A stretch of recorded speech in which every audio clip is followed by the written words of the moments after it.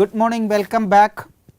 So, in the last class we were discussing about the uniqueness, maximum principles, and we have seen various cases. We also introduced the concept of regularity and uniqueness, as I said, you have already obtained, and what we have introduced is that we have seen that if u, though not complete proof, you have seen that if u is harmonic, then u is C infinity, and we also remarked that u is has much more regularity. In fact, u is analytic. So, let me see that what it all depends on the estimates on the derivative. So, estimates, that is what we are going to prove it, okay. Estimates.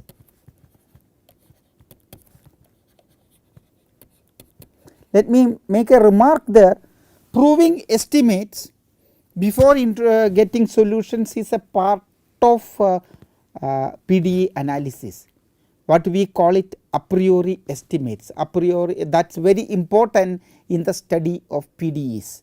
What do you do is that, assuming that there is a solution, you try to estimate its various derivative. So, estimates on the derivative.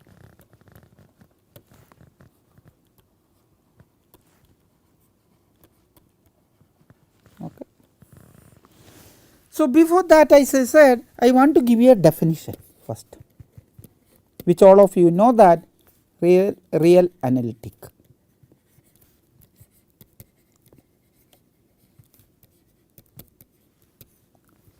Okay. U is said to be real analytic, said to be real analytic at a point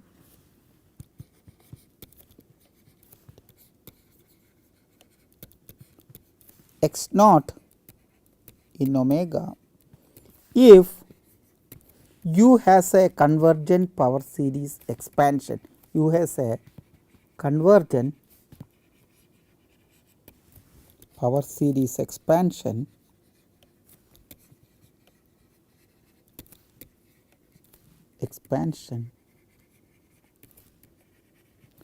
in a neighborhood of x naught. That is,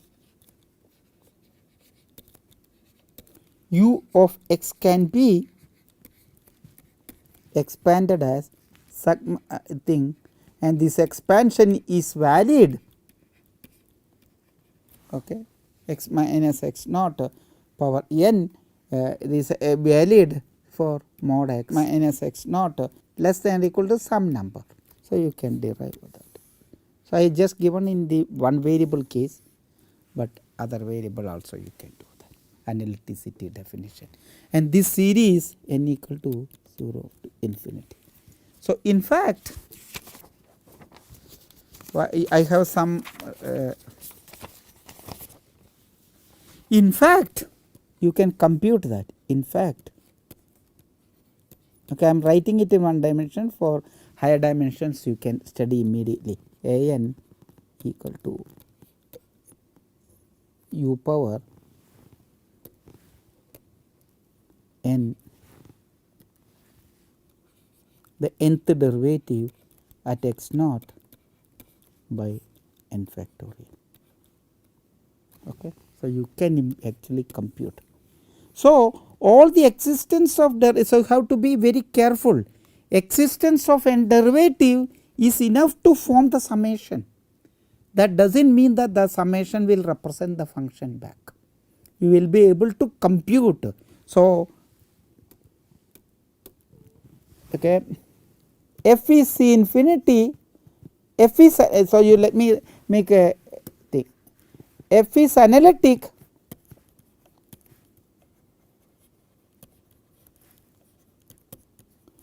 at x naught implies immediately f is C infinity is differentiable infinitely many times,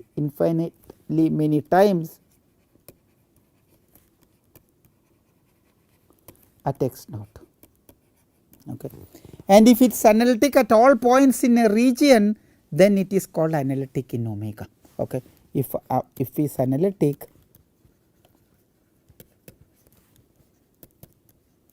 at all x in omega, we say f is analytic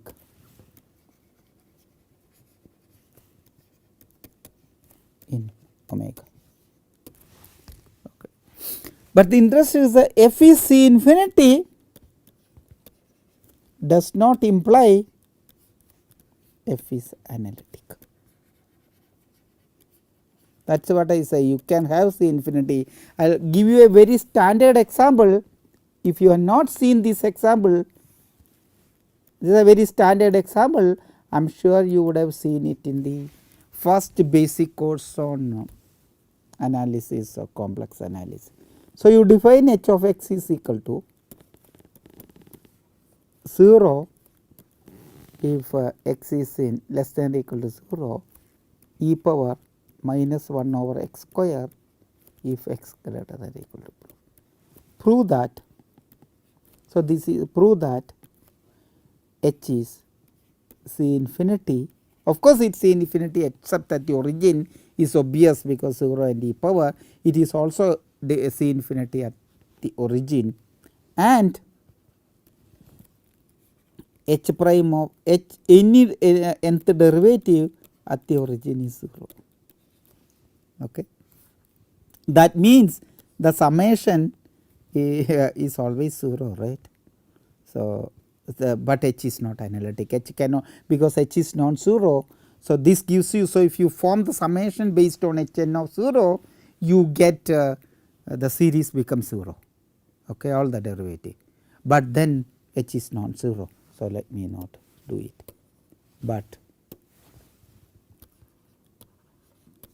h is not analytic.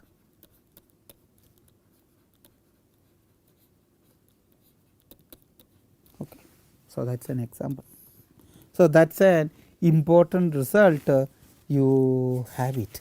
So, to get estimates, the message is that to get analyticity from C infinity, to get analyticity, this is what the important message you have to follow. From C infinity, we need to derive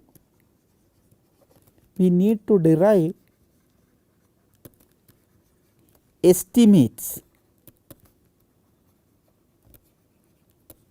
on all the derivatives. That is what we are going to, on all the derivatives. So, that is the message, and that is what the title of this section. Okay. So, we are going to derive some estimates. So, we are going to state the estimates first. So, and then as I said, I am not going to prove it, but I will give almost everything so that you can prove it, because you have to do something to do this one. Okay. So, the estimate, which let me prove it, it is enough to prove it for one variable estimate. For any multi-index alpha, so okay, so it is all for harmonic function. So, probably you do not forget about that one. So, maybe let me state there. So, we take it as okay. Let so this is there our background. Okay. Let u be harmonic in omega. This is the background, it is all there. Okay. X naught is in omega, and then you always have all the balls which you are considering. Whenever you have a ball, this will be compactly embedded here. What are all the balls? So, we are working only at that point. Okay. So, these assumptions we all right. So, the estimate and alpha be a multi, let alpha be a multi index.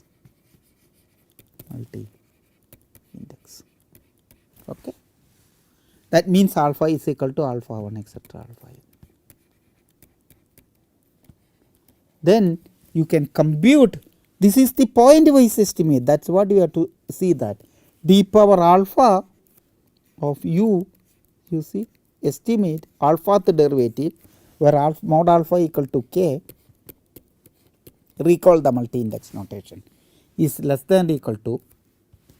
So, let me precisely write down an estimate 2 power n plus 1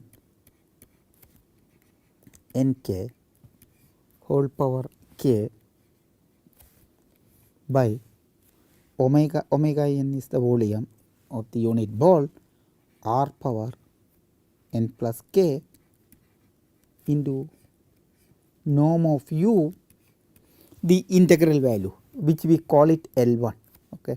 If you are not familiar with your notation, just see that it is just integral value. Okay. This means integral of modulus of u of x dx, okay, over the ball of radius x naught. So, you see the important thing in this estimate, left side is a getting point wise estimates is a difficult thing. This is a point wise estimate, you see, point wise estimate derivation is generally a difficult job, point wise estimate. LP, L2, L1, that estimates are slightly easier quite often. This is integral estimate, you see.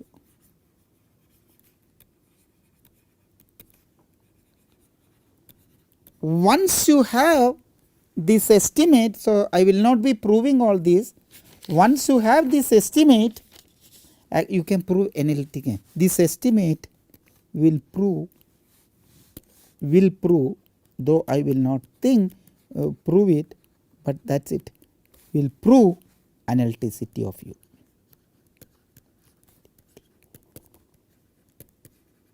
You can show that the series converges to ux, analyticity of u. So, you see, it is not just about the all differentiability of all orders, it is also important to have the correct estimates so that error terms converges properly, formula whatever it is, to make it a function u of x. So, this is a bit of analysis which you will be learning it. Okay. So, forming series is not enough, you have to understand what happens to the tail of the series. Okay. And this kind of good estimates, good derivatives will give you this one.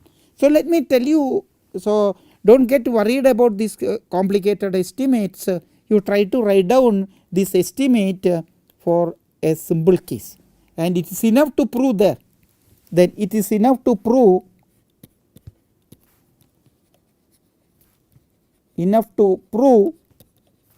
when alpha is a special case 0 etc 0 1, this is the ith case, this is the ith vector, okay, ith case.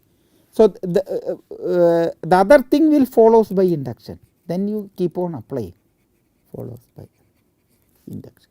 You can apply an induction argument to prove for any derivative. So, you prove it only for one. In this case, your d power alpha of u is nothing but du by dxi, you see. So, it is enough to prove for this.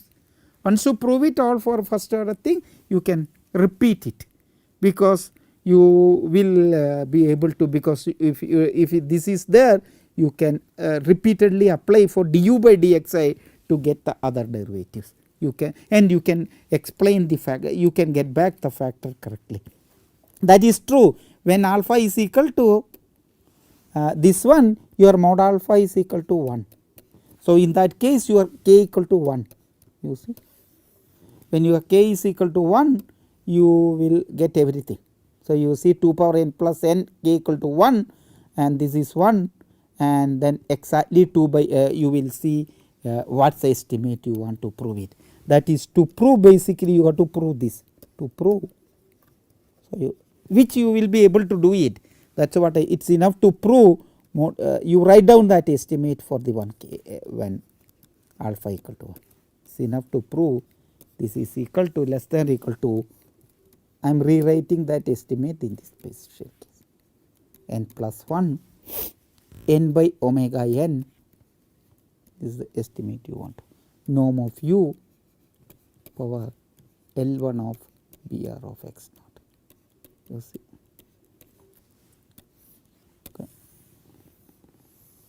Okay. So, this is what you want to prove. Again the remaining thing is induction. So, you see that one. So, as I said, what I will skip here is some argument. You have to apply mean value theorem. The proof is the application of mean value property and divergence theorems. So, you may have to apply mean value property basically. So, you see again the mean value property, using this first derive this one, first derive. So, this is an exercise, I will leave it, that you can leave it as a derive exercise. What I will prove is the first to derive this. This may be easy, du by dr at x naught, du by dxi, sorry. So, first derive du by dxi, okay, the less than or equal to 2n by r norm u at L infinity of boundary. This you can write down the mean value property. This is by mean value property. You see this estimate, the difference between previous estimate and this estimate is different, you see. So, write down du by, you know, using the mean value theorem you will be able to write down the value at a point by the average for any ball, even for any ball inside. So, you have to apply this mean value property to the right ball. So, you have to apply this result for d r by 2 basically, you can do. So, you can apply mean value property to any point you like it. So, any point you can take the any ball you like it. So, you take a ball of radius r by 2 and then apply the mean value property, you get this estimate. So, that you can derive it. So, once you derive that, a little more work,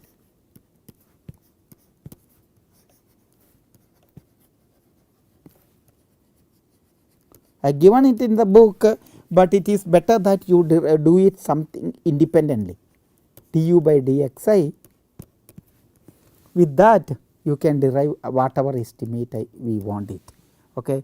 Yeah, no, with that you can you have to do one more estimate before proceeding work. You prove you can get an estimate on u, your u of x, okay, less than or equal to 1 over omega n. I am skipping few steps. So, you may feel that how it is done, but you have to do it. N norm of u L1 of Br of x naught. Using this, these two, you can also do this one, combine, we get the required estimate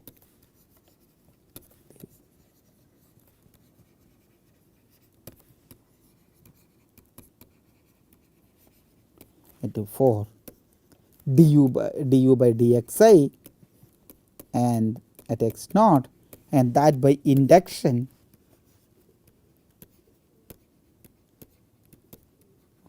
will give estimate for d power u of at x naught, and that by some argument will give analyticity. So, these are the various steps.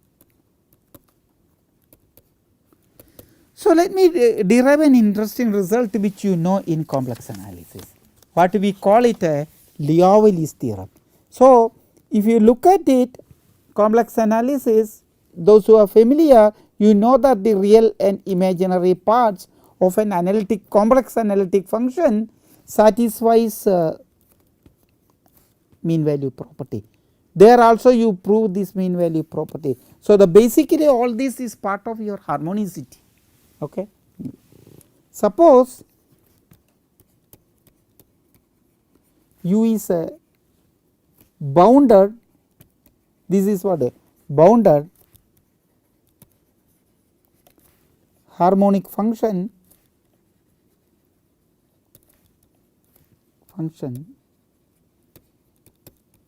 in Rn. Boundedness is important, right? You know that, just like a bounded annual function is basically the harmonic function property. Then u is a constant, is a constant. This proof is now from the previous estimate. In the proof, from the earlier proof,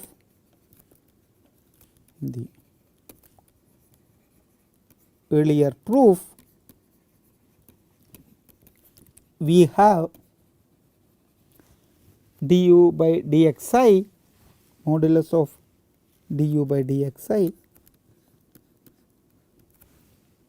is less than or equal to constant into c by r into, now u is given to be a harmonic in Rn. So, you can take any ball you like it, in particular you can take Rn and you get L infinity. Okay. So, you have this.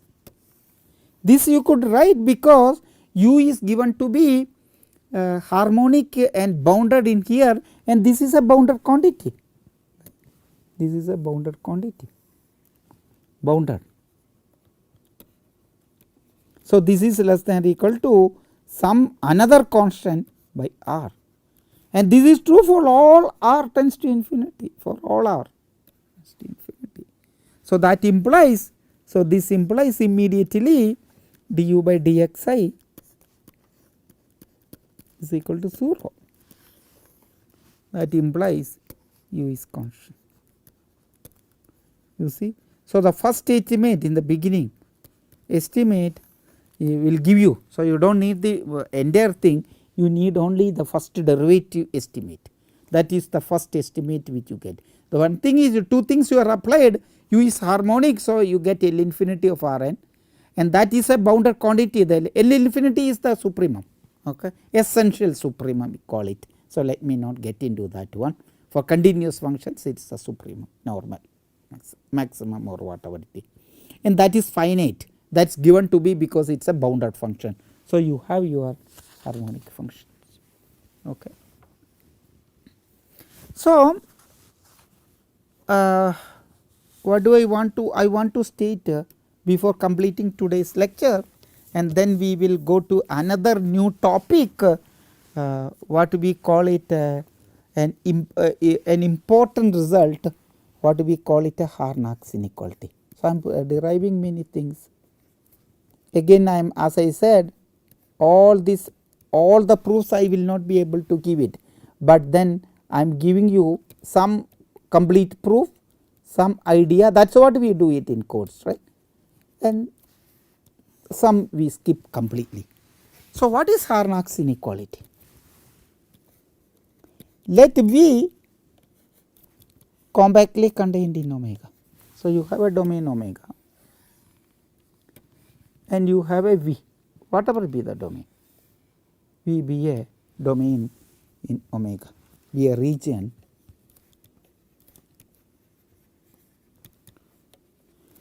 and u greater than or equal to 0 be harmonic in omega.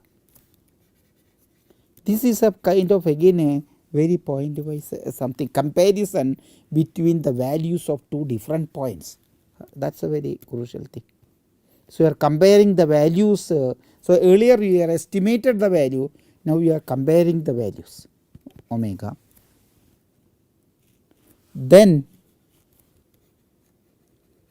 there exists a constant, see that constant will depend only on the dimension n and V, nothing else, such that, so it is a kind of a universal constant, okay, V, such that supremum of u, you see, estimating V is less than or equal to infimum of u. Yeah, that is a very interesting, and this is true for any harmonic function. This is a very So, you just see that since the supremum, that means this gives you your u of x is less than or equal to u of y for all x and y in V, right.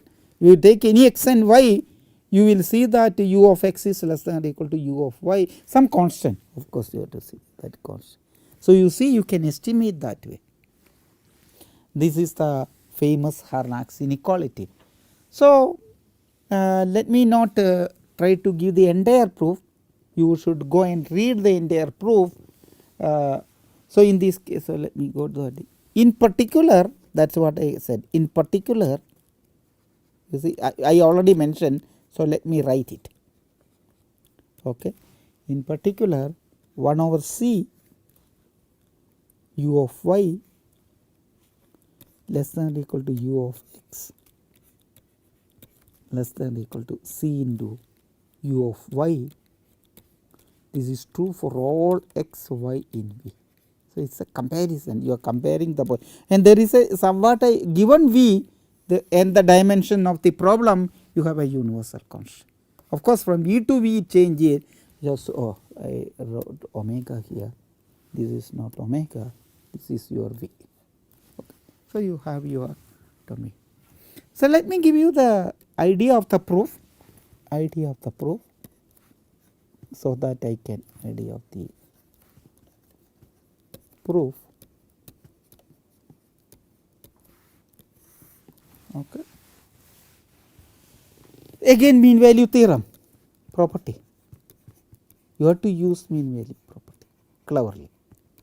So, what you do is that for the mean value property, the whole idea is that you look for your domain omega and V is contained there.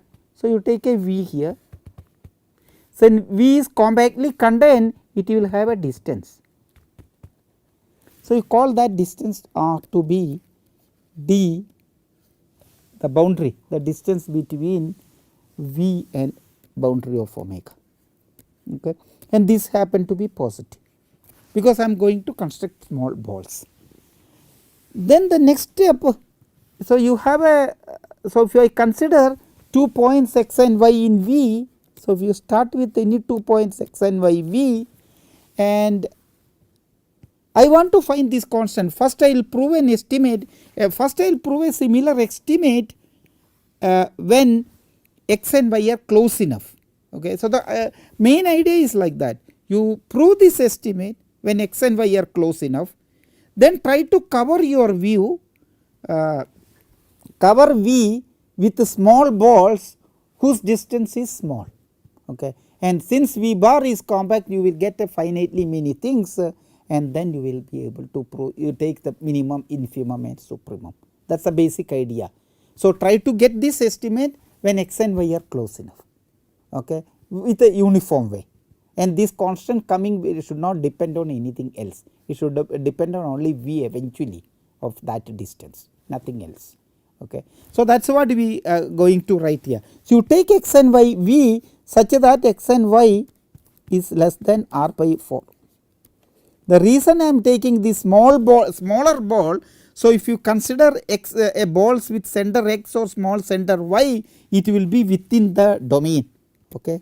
So, that is also the, okay, that is the whole idea behind that doing. So, you can, whenever you take a ball here, x here and y, so the distance between x and y should be less than r by 1. So, you should be able to construct balls around it to apply your mean value theorem.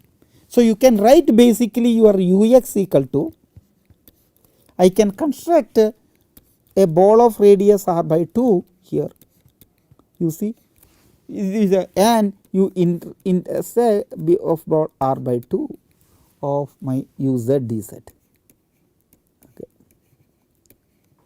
Then I can do something, there are some steps to be done with this, you will be able to estimate this. So, I will change this ball centered at x, right now it is centered at x, but then I will be able to make an estimate, I will keep this here, I will be able to make an estimate because x and y are close enough, I can change the center to y, and then I can see that that will be smaller. So, you will be able to prove something, and end of it you will be able to prove this inequality. So, this is the exercise, I will leave it. So, you should play with it. That is, so these are all basic analysis, now PD is coming here, okay, and only mean value theorem, because x and y are thing you are integrating with a ball of radius r by 2, right. So, if you have x, you are considering a ball of radius r by 2. So, if this is x and this is y, I will be able to construct another ball here, okay, and that will have small. So, I will be able, so you are integrating over a slightly bigger ball, but then with centered x, which I can change to a ball with centered y, but with a smaller ball, and by this will x and y are close enough, I will be able to do this one, and then you just calculate the value, you will do this one. Now, x and y are symmetric, right, x and y, you can interchange x and y. You can get the other way inequality interchange, because x and y separate does not play, instead of x you start with y, I can do the same thing, then I will get an x here. So, what I will eventually prove is that 2 power n u of y is greater than or equal to 2 power n u of x greater than or equal to 1 by 2 power n u of y. So, I got this inequality with a constant 2 power n, that depends only on n, not even on v, right. Now, what I do is that, so next step is what again I do this is one exercise, you can work it out. How do I change the ball from centered x to a smaller ball of centered y? To get this, you want to have a ball around y, okay. So, that is what you have to do it to get this, but that ball should be smaller, so that you can estimate from below, and then just interchange x and y, you get this estimate, okay. So, for a x and y are small enough, you get this one. So, now what you do is that you can cover your v by finitely many balls, finitely many v bar, rather cover v bar by finitely many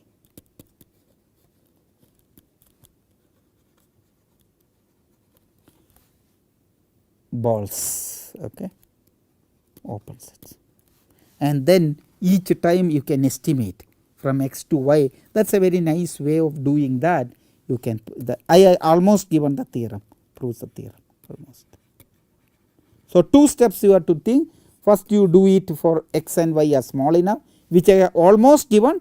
Change this integral to an integral over with centered y, by if necessary do it with a ball, maybe you consider the ball of radius r by 4, you will get this, and then interchange you get it, that is a trivial thing. From here, so x and y are small enough, you can do that one. Now, if x and y are any arbitrary points in v, you can reach x from x to y with finitely many steps, that is what we basically tell. So, you can go one by one from x to y1 to y2 like that to reach any 2 points. So, this you can do it uniformly by using a compactness argument v bar. So, you prove this theorem. So, I think I will stop here.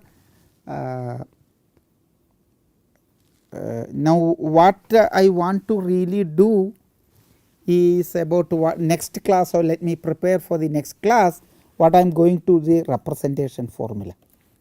So, the next class, next couple of lectures, not couple of lectures, a couple of hours, I will prove representation formula using Green's function.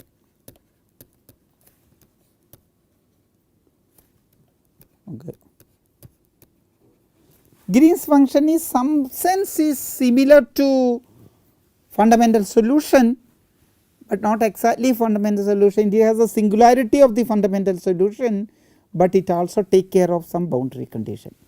Using this, we construct, so I am getting you prepared for the next classes, construct Green's function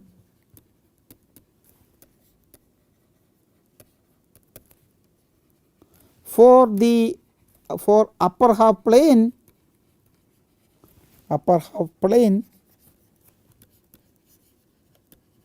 Rn plus and any ball of radius this thing. Okay. Once you have a Green's function, you prove the existence, some existence, not in very generality, existence for in these domains, existence special, not that also not full existence in Rn plus and Br of x. This representation formula is already familiar to you little bit. So, let me recall before I conclude. You have already seen that if f is C infinity, so these are all general remark for my next as I said thing. So, please go through. So, if you before you want to learn further, so you have to get prepared whatever we covered in this lecture. So, f is Cc2 of Rn, then you have seen that u is equal to phi star of f, that is in nothing but integral of Rn phi of x minus y f of x y dy solves minus Laplacian u equal to f. You see. Okay. But so you have a representation. So, whenever you use a solution, you have proved the existence of solution. So, what this is that when n greater than or equal to 3, when n equal to 2, this result may not be true. So, that is a kind of again an exercise. So, let me leave it as an exercise for you. Let us see whether you will prove it. N greater than or equal to 3, the converse is also true for bounded solution. Converse is true for bounded solutions. Maybe I will explain to you, since the time is up. Let me stop here. For n greater than or equal to, the converse is true for bounded solution. What I am trying to show that if u is a bounded solution of this one, then u has this representation. Okay. So, I will stop here and we will continue next time, and we will finish, as I said, in another 4 lectures, that is 2 hours. This Green's representation and Poisson other formulas we derive for upper half plane and the balls of radius. Thank you.